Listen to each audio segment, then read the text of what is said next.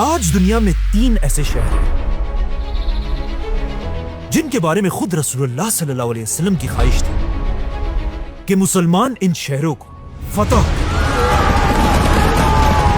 अल्लाहु अकबर। पहला शहर मक्का, जिसे आप सल्लल्लाहु अलैहि वसल्लम ने खुद फतह किया। दूसरा शहर जेरूसलम, जिसे मुसलमानों के खलीफा उमर बिन खत्ताब रज़ियल्लाहु अन्हु ने फतह किया। और तीसरा शहर उस जमाने की super power the great Roman empire का कैपिटल कॉन्स्टेंटिनोपल, जिसे आज इस्तांबुल कहा जाता है। अब मक्का और जेरूसलम तो मुसलमानों ने पहले 10 सालों में फतह कर लिए, लेकिन यह तीसरा शहर अगले 800 साल तक बहुत कोशिश करने के बाद मुसलमान फतह नहीं कर सके। 800 साल बाद आखिर एक मुसलमान बादशाह ने यह शहर फतह कर लिया।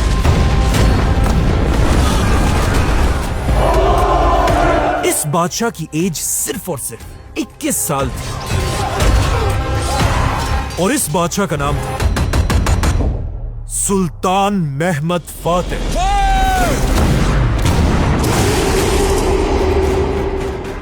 आप सल्लल्लाहु अलैहि वसल्लम ने फरमाया था, मेरी उम्मत की वो फौज जो सबसे पहले रोमन बादशाह के शहर पर हमला करेगी, उनके गुनाह माफ कर दिए जाएंगे और वो सीधा जन्नत जाएंगे।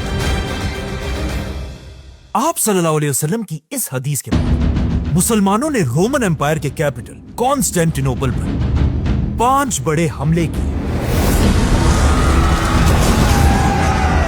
आप सल्लल्लाहु अलैहि वसल्लम के बाद मुसलमानों की फौजों ने रोमन एम्पायर पर हमला कर दिया और आखिर खलीफा उमर बिन खत्ताब के दौर में मुसलमानों ने रोमन और पर्शियन एम्पायर को क्रश कर दिया।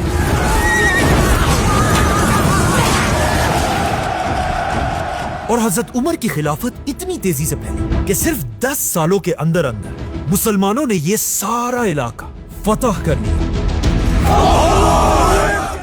यहां पर एक बहुत ही इंटरेस्टिंग पॉइंट है।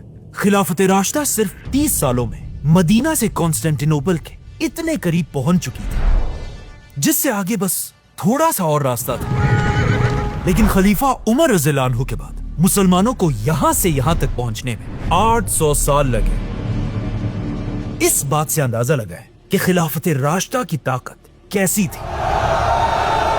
आखिर 30 साल बाद खिलाफत राशिदा दुनिया से खत्म हो गई, जिसके बाद मुसलमानों के नए लीडर हजरत मुआविया बने। और लीडर बनने के बाद आहिस्ता आहिस्ता जब उनकी ताकत बढ़ने लगी, उन्होंने पहली बार मुसलमानों की फौजों को यहां से आगे बढ़ने का हुक्म दिया।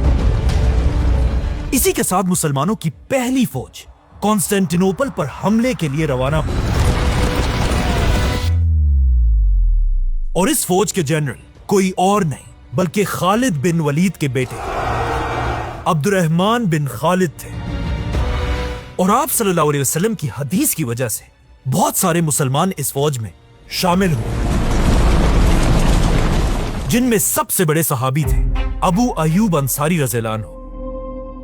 खालिद बिन वलीद के बेटे ने कई दिन तक कॉन्स्टेंटिनोपल पर हमले किए, लेकिन आखिर बहुत कोशिश के बाद भी वो इस शहर को फतह नहीं कर सके और मुसलमानों की फौज यहां से वापस चली गई। इसके बाद एक और फौज ने भी हमला किया, लेकिन वो भी इस शहर को फतह नहीं कर सके। आखिर कई हमलों के बाद मुसलमानों के लीडर मुआविया रज़ियल्लाहु अन्हु ने कॉन्स्टेंटिनोपल को फतह करने के लिए एक बहुत बड़ी फौज बनाने का हुक्म दिया। इसी के साथ पूरी एम्पायर से लोग इस फौज की तरफ बढ़ने लगे। ये इतनी बड़ी फौज थी कि इस फौज में बड़े बड़े सहाबा भी शामिल हुए, जैसे कि खलीफा उमर के बेटे अब्दुल्ला बिन उमर, अब्दुल्ला बिन जुबैर, और अबू अयूब अंसारी जैसे सहाबा। और जैसे ही मुसलमानों की ये बड़ी फौज तैयार हुई, हजरत मुआविया ने इस पूरी फौज का आर्मी चीफ अपने 24 साल के बेटे यजीद को बनाया, जिसके बाद यजीद ये पूरी फौज लेकर कॉन्स्टेंटिनोपल की तरफ रवाना हुआ। इस फौज में कुछ सहाबा इस बात से बिल्कुल खुश नहीं थे कि इस फौज में बड़े बड़े सहाबा के होते हुए यजीद जैसा आदमी इस पूरी फौज का आर्मी चीफ था, क्योंकि यजीद ने इससे पहले कोई भी बड़ी जंग नहीं लड़ी थी और उसके पास जंगों का कोई एक्सपीरियंस नहीं था। लेकिन फिर भी इन सहाबा ने आखिर ये बात एक्सेप्ट कर और कॉन्स्टेंटिनोपल को फतह करने के लिए रवाना हुए। यजीद मुसलमानों की फौज लेकर कॉन्स्टेंटिनोपल की दीवार के सामने पहुंचे और यहां पहुंचते ही मुसलमान ये देखकर हैरान रह गए, क्योंकि कॉन्स्टेंटिनोपल कोई आम शहर नहीं था। इस शहर के सामने एक नहीं बल्कि 3 लंबी लंबी दीवारें थी और इन दीवारों के सामने एक बहुत बड़ी खंदक बनी हुई थी जिसे पानी से भर दिया गया था। इस शहर पर सिर्फ एक ही साइड से हमला किया जा सकता था, क्योंकि बाकी तीनों साइड्स पर सिर्फ समंदर था, जिसकी वजह से यह शहर कॉन्स्टेंटिनोपल एक इतना सिक्योर शहर था कि पिछले कई सदियों से यह शहर रोमन एम्पायर से कोई नहीं छीन सका था। तो अब जैसे ही मुसलमान इस शहर के सामने पहुंचे, यजीद ने हमले का हुक्म दिया और जंग शुरू हुई। कहा जाता है इन्हीं हमलों के दौरान इस फौज में एक बहुत बड़े सहाबी अबू अयूब अंसारी रज़ियल्लाहु अन्हु बीमार पड़ गए और उनकी जिंदगी के आखिरी दिन करीब आए। तो मुसलमान उनसे आखिरी बार मिलने के लिए जमा हुए। तो अबू अयूब अंसारी रज़ियल्लाहु अन्हु ने इन सारे मुसलमानों को हुक्म दिया कि खबरदार, मेरे मरने के बाद मुझे यहां मत दफनाना, बल्कि मेरे मरने के बाद मेरी बॉडी को उठाकर शहर की तरफ आगे बढ़ना और जितना हो सके मुझे इस शहर के करीब दफनाना। जिसके बाद मुसलमानों ने ऐसा ही किया और जैसे ही वो फौत हुए, मुसलमान आधी रात को रात के अंधेरे में उनकी बॉडी को लेकर आगे बढ़े और बिल्कुल शहर की दीवार के पास पहुंचकर वहीं पर उन्हें दफना दिया।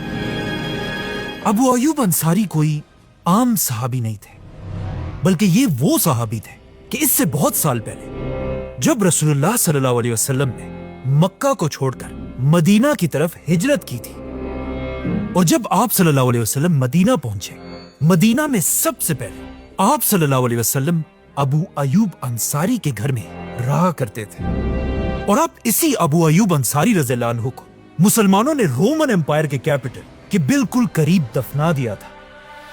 अबू अयूब अंसारी रज़ियल्लाहु अन्हु के बाद मुसलमानों की हालत और भी खराब होने लगी और आखिर बहुत कोशिश के बाद भी यजीद ये शहर फतह नहीं कर सका और आखिर पूरी फौज को लेकर यजीद यहां से वापस चला गया। आखिर इतनी कोशिशों के बाद भी जब ये शहर कॉन्स्टेंटिनोपल फतह नहीं हो सका, आखिर हजरत मुआविया को समझ आई कि ये शहर कभी भी जमीन से फतह नहीं हो सकता और अगर हमें ये शहर फतह करना है तो हमें जमीन से नहीं बल्कि समंदर से हमला करना होगा। इसी के साथ हजरत मुआविया ने मुसलमानों की पूरी नेवी को रेडी होने का हुक्म दिया और इसके अगले ही साल मुसलमानों की नेवी रोमन एम्पायर के कैपिटल की तरफ रवाना हुई। ये वही नेवी थी जिसे इससे बहुत साल पहले खलीफा उस्मान रज़ियल्लाहु अन्हु ने बनाया था। लेकिन जैसे ही मुसलमानों की नेवी कॉन्स्टेंटिनोपल के सामने पहुंची, एक बार फिर मुसलमान ये देखकर हैरान रह गए कि इस समंदर की साइड पर भी रोमन एम्पायर ने लंबी लंबी दीवारें बनाई थी और मुसलमानों की कश्तियां इन दीवारों का कुछ नहीं बिगाड़ सकती थी। मतलब कॉन्स्टेंटिनोपल एक ऐसा शहर था जिसे ना जमीन से फतह किया जा सकता था और ना समंदर से। कॉन्स्टेंटिनोपल को फतह करने का सिर्फ एक ही रास्ता था, जिसका नाम था द गोल्डन हॉर्न। नहीं, ये वाला नहीं, गोल्डन हॉर्न कॉन्स्टेंटिनोपल के पास ही एक छोटी सी नहर थी जहां से मुसलमान आसानी से कॉन्स्टेंटिनोपल के अंदर घुस सकते थे। मतलब जो भी इस गोल्डन हॉर्न तक पहुंच गया तो समझो उसने कॉन्स्टेंटिनोपल फतह कर लिया। इसीलिए मुसलमानों की नेवी तेजी से इस गोल्डन हॉर्न की तरफ बढ़ने लगी। लेकिन जब मुसलमान आगे बढ़ रहे थे, अचानक मुसलमानों की सारी कश्तियां रुक गईं, क्योंकि रोमन एम्पायर ने इस गोल्डन हॉर्न के सामने एक साइड से दूसरी साइड तक एक बहुत बड़ी चेन लगाई हुई थी और इस चेन के पीछे रोमन एम्पायर की पूरी नेवी खड़ी थी। जब भी मुसलमान इस चेन को तोड़ने के लिए आगे जाते थे, रोमन्स उन्हें अपनी तीरों से पीछे भगा देते थे। इसी तरह मुसलमानों ने बहुत कोशिश की, लेकिन आखिर मुसलमानों को समझ आ गई कि यह शहर इस तरह फतह नहीं हो सकता। इसीलिए मुसलमानों ने समंदर से इस शहर को घेर लिया और मुसलमानों की एक नई फौज ने जमीन से भी इस शहर के सारे रास्ते बंद कर दिए। और अब मुसलमानों का प्लान यह था कि हम इसी तरह शहर को घेर कर बैठे रहेंगे और जब शहर के अंदर खाना खत्म हो जाएगा, रोमन्स खुद शहर से बाहर निकलेंगे और तब हम इन्हें खत्म कर देंगे। तो अब मुसलमान आराम से शहर को घेर कर बैठ गए और मुसलमानों का यह प्लान बहुत ही जबरदस्त था, क्योंकि आहिस्ता आहिस्ता कॉन्स्टेंटिनोपल के अंदर खाने पीने की चीजें खत्म होने लगी, जिसे देखकर रोमन एम्पायर का बादशाह पहली बार डरने लगा। और जब उसे भागने का और कोई रास्ता नहीं मिला, आखिर रोमन बादशाह ने पूरे शहर में ऐलान किया कि जो भी हमें इन मुसलमानों से बचाने के लिए एक नया और खतरनाक हथियार वेपन बनाएगा, मैं उसे अनलिमिटेड पैसा दूंगा। तो अब जब मुसलमान बाहर बैठे हुए थे, शहर के अंदर हर तरफ बादशाह के ऐलान के बाद साइंटिफिक एक्सपेरिमेंट्स होना शुरू हुए और आखिर बहुत कोशिश के बाद रोमन बादशाह को एक ऐसी चीज मिली जिसका इससे पहले पूरी दुनिया में किसी ने सोचा भी नहीं था। और इस नई टेक्नोलॉजी का नाम था ग्रीक फायर। अचानक एक दिन जब मुसलमानों की कश्तियां शहर के बाहर आराम से खड़ी थी और मुसलमान अंदर एंजॉय कर रहे थे, अचानक मुसलमानों ने गौर से देखा कि रोमन्स पहली बार शहर के सामने लगी हुई चेन खोल रहे हैं। और आखिर जैसे ही सारी चेन गिर गई, मुसलमान ये देखकर खुश हुए और मुसलमान फुल स्पीड गोल्डन हॉर्न की तरफ रवाना हुए। लेकिन जैसे ही मुसलमानों की कश्तियां रोमन कश्तियों के बिल्कुल करीब पहुंची, रोमन कश्तियों के फ्रंट पर एक अजीब सी मशीन लगी हुई थी और जैसे ही मुसलमान उनके करीब हुए, रोमन कश्तियों से आवाजें आने लगी। रोमन्स ने अपनी ग्रीक फायर वाली मशीन खोल दी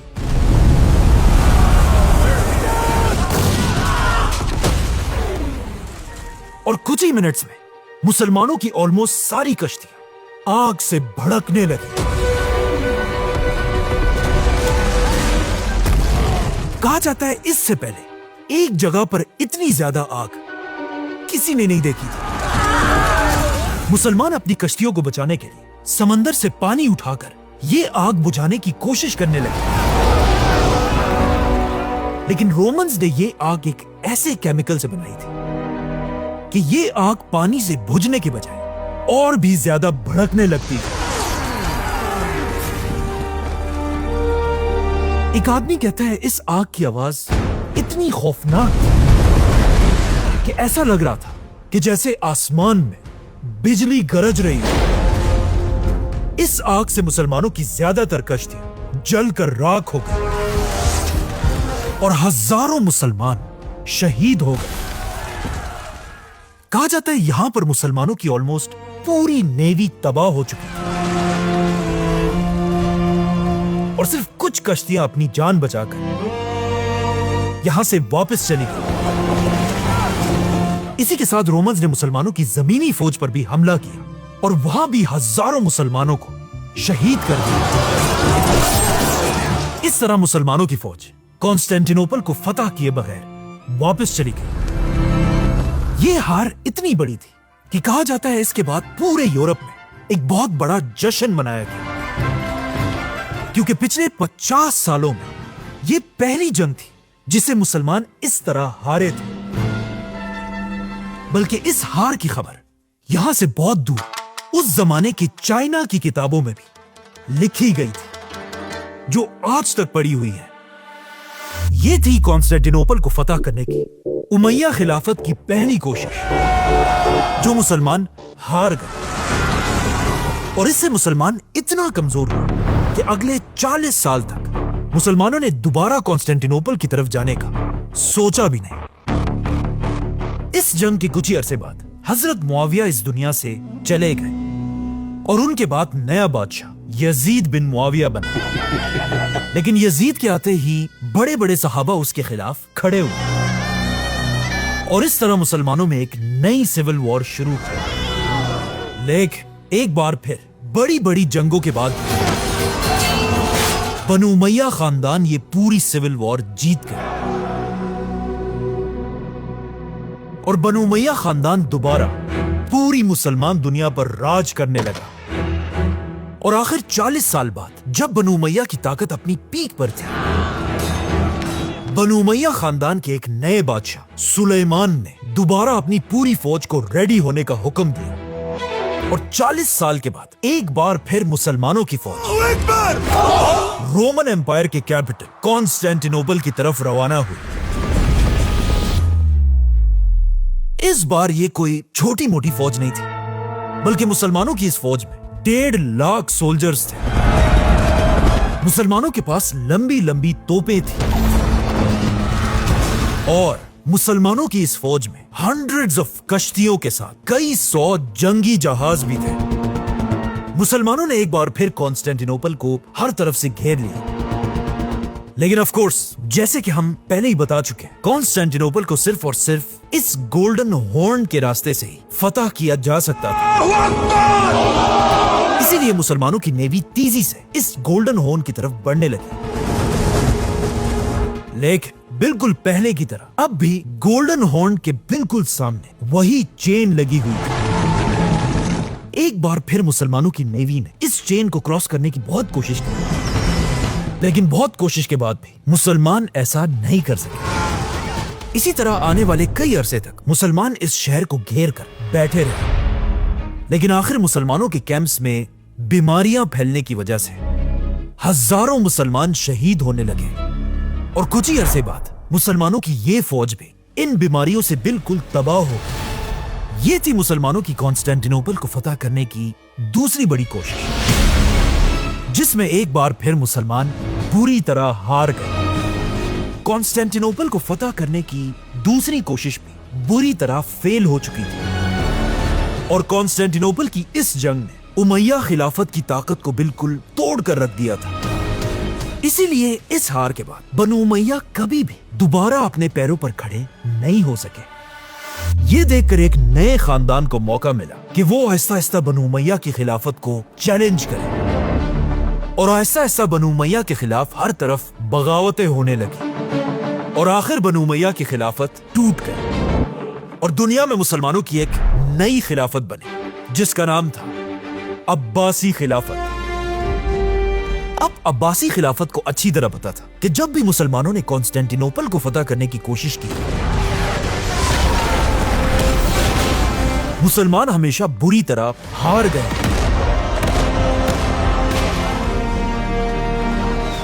इसीलिए अब्बासी खिलाफत ने अपनी पूरी खिलाफत में कभी भी कॉन्स्टेंटिनोपल पर हमला करने की थोड़ी सी भी कोशिश नहीं की। मतलब कॉन्स्टेंटिनोपल शहर को मुसलमानों के बड़े बड़े बादशाह भी फतह नहीं कर सके। लेकिन आगे जाकर सिर्फ 21 साल के एक लड़के ने यह शहर हमेशा के लिए फतह कर लिया, जिसका नाम था सुल्तान महमद फातेह।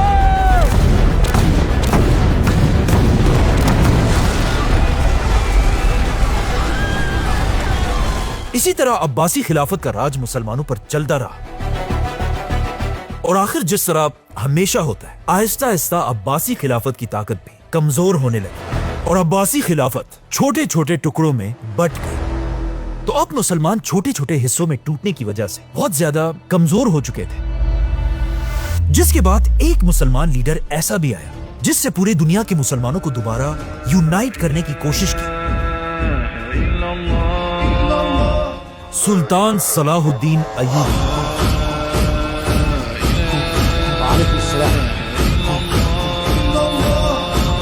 और सुल्तान सलाहुद्दीन की वजह से कुछ देर के लिए मुसलमानों को दोबारा ताकत भी मिली।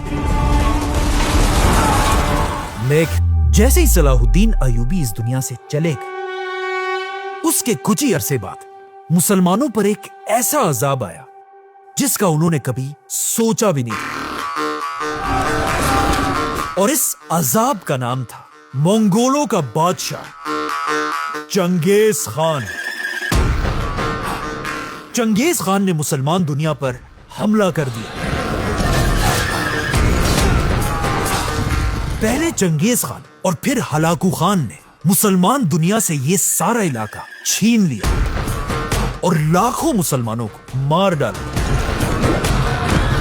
मंगोलों ने मुसलमानों को ऐसा तबाह किया था कि अब ऐसा लगने लगा था कि पहली बार मक्का और मदीना भी मुसलमानों के हाथों से निकल जाएंगे। और पिछले 600 सालों में पहली बार दुनिया के सुपर पावर मुसलमान नहीं बल्कि मंगोलियन एम्पायर थी। और मुसलमानों की सारी सुपर पावर्स तबाह हो चुकी थी। तो अब जब पूरी मुसलमान दुनिया में हर तरफ मायूसी फैली हुई थी, एक छोटे से मुसलमान कबीले ने तुर्की के इलाके में अपनी छोटी सी एम्पायर बनाई। और इस छोटे से कबीले के सरदार का नाम था अर्थुरुल। अर्थुरुल सबसे पहले अपने छोटे से कबीले को एक स्ट्रॉन्ग कबीला बनाने लगा और छोटे छोटे इलाकों को फतह करने लगा। अर्थुरुल के बाद उसका बेटा इस कबीले का सरदार बना और आगे जाकर इसी बेटे ने अपने इस कबीले को एक छोटी सी एम्पायर में बदल दिया। अर्थुरुल के इस बेटे का नाम था सुल्तान उस्मान। बिस्मिल्लाहिर्रहमानिर्रहीम। अल्लाहु अकबर। यही नाम उस्मान, जिसे अरबी में उस्मान कहा जाता है। और जब उस जमाने में ये नाम यूरोप पहुंचा, यूरोप में ये नाम ऑटोमन के नाम से मशहूर है। This is the Ottoman Empire. Usman की ये छोटी सी एम्पायर आगे जाकर मुसलमानों की दुनिया में आखिरी बड़ी सुपर पावर बनी, जिसे आज तक पूरी दुनिया याद रखती है। The great Ottoman A empire. single family ruled over huge swathes of the world. Allahu Akbar. This is an empire of 1,000,000 square miles. It's a superpower. इसी तरह ये छोटी सी उस्मानिया सल्तनत आहिस्ता आहिस्ता दुनिया में फैलने लगी और आखिर उस्मानिया सल्तनत मुसलमानों की ऐसी पहली एम्पायर बनी जिसकी फौजों ने समंदर को क्रॉस करके यूरोप पर हमला किया। और आखिर उस्मानिया सल्तनत के पास इतनी ताकत है कि ऑलमोस्ट 700 साल के बाद उस्मानिया सल्तनत के ही एक बादशाह ने फैसला किया कि अब वो एक बार फिर तीसरी बार मुसलमानों की तरफ से कॉन्स्टेंटिनोपल पर हमला करके उसे फतह करेगा। इस तरह 700 साल के बाद यहां से शुरू होती है मुसलमानों की कॉन्स्टेंटिनोपल को फतह करने की तीसरी कोशिश। उस्मानिया सल्तनत के बादशाह सुल्तान बयाजिद ने मुसलमानों की एक बहुत बड़ी फौज जमा की और कॉन्स्टेंटिनोपल पर हमला कर दिया। मुसलमानों ने एक बार फिर 700 साल बाद कॉन्स्टेंटिनोपल को हर तरफ से घेर लिया। इस बार मुसलमानों ने बहुत ही बहादुरी से जंग लड़ी, लेकिन एक बार फिर तीसरी बार भी मुसलमान कॉन्स्टेंटिनोपल के इस चेन को क्रॉस नहीं कर सके। लेकिन सुल्तान बयाजिद ने हार नहीं मानी, बल्कि 4 साल तक इसी तरह कॉन्स्टेंटिनोपल को घेर कर बैठा रहा। लेकिन फिर भी जब यह शहर फतह नहीं हुआ, आखिर सुल्तान बयाजिद अपनी पूरी फौज को लेकर यहां से वापस चला गया। और इस तरह कॉन्स्टेंटिनोपल को फतह करने की तीसरी कोशिश में भी मुसलमान हार गए। लेकिन इस हार के बाद भी उस्मानिया सल्तनत के बादशाह पीछे नहीं हटे, बल्कि इसके सिर्फ 20 साल बाद इसी सुल्तान बयाज़िद के पोते सुल्तान मुराद ने दोबारा एक बहुत बड़ी फौज जमा करके चौथी बार कॉन्स्टेंटिनोपल पर हमला कर दिया। चौथी बार मुसलमानों की फौज ने कॉन्स्टेंटिनोपल को हर तरफ से घेर लिया। मुसलमानों ने फिर हमला किया। मुसलमानों की कश्तियां फिर से उसी चेन के सामने पहुंची। एक बार फिर मुसलमान इस चेन को क्रॉस नहीं कर पाए।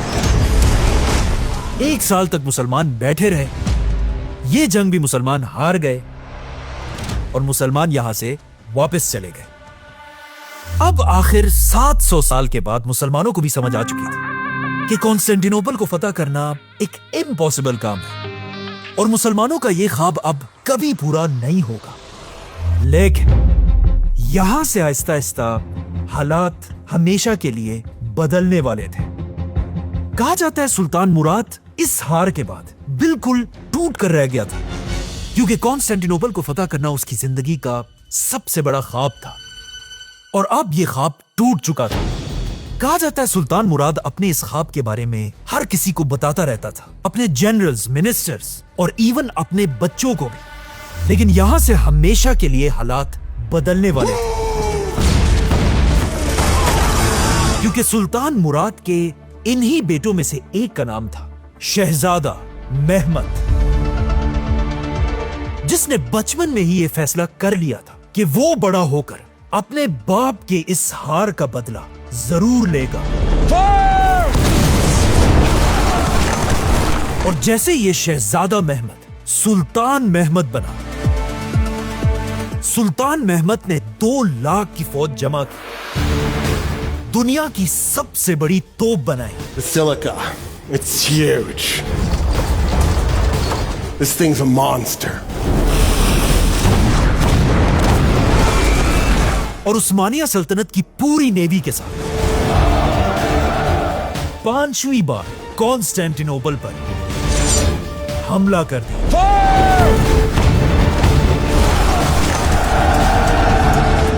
सब्सक्राइब।